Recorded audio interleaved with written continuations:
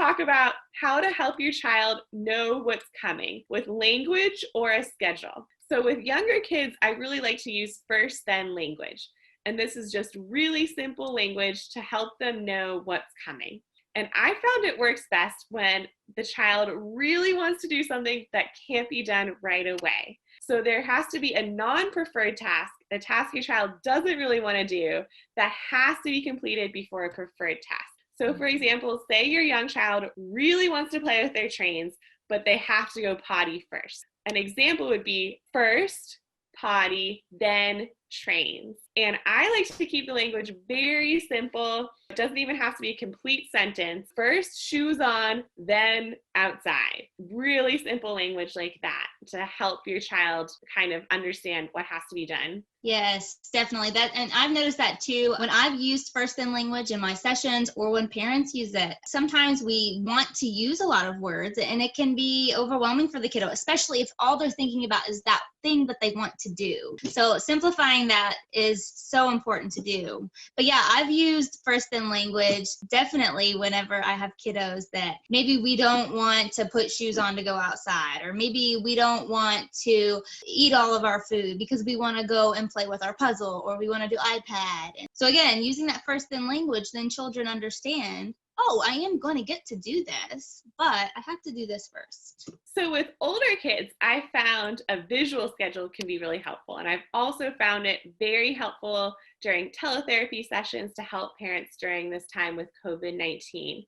I really like to do a visual schedule with Postit. I'll kind of have the Post-its laid out either linear or horizontal. I will have the child write words or pictures, and also the parent can add words or pictures as well. But having the child really contribute to like, okay, there's me in the morning brushing my teeth, and it kind of helps them understand, okay, I'm going to brush my teeth. There's me putting on my shirt. That's something I'm going to do. I've really encouraged families to really go over it the night before so their child can be ready for the next day. Maybe they wake up in the morning and review it again. Say, number one's toothbrushing.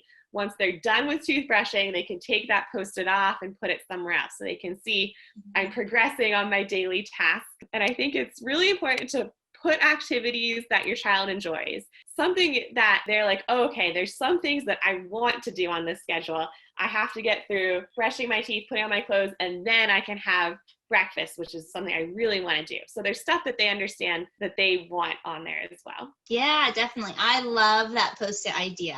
I'm definitely going to try that with a few of my older kiddos. For my younger kiddos, there's a few apps that you can find for either the iPad or even on your phone. And then it lets you, similar to what you were saying with the Post-it, you take it with your finger and, you have a column and it says, we're going to do brush teeth, eat breakfast, and play game. The child really gets to play a role in his schedule or her schedule, because then when they're done, they get to use their finger and swipe it over. If you allow iPad or iPhone, then they get to use it there briefly, right?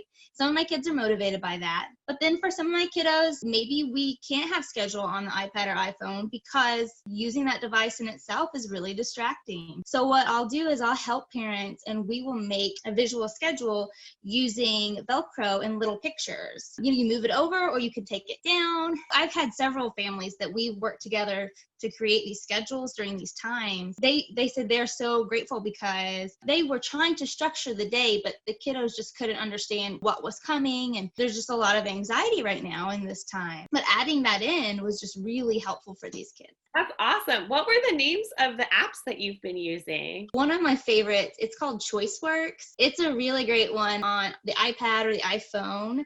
I think that one does cost, I think it might be $7 or $8. And I always say it is worth it because you can add and you can take pictures of your own objects in your house. Or maybe if there's not something on there, you take the picture and you do the voiceover yourself. And so kids love that too when they see their toy on their schedule. And parents can always ask their OT what they recommend too if they're going to look at a certain app that they might want to get.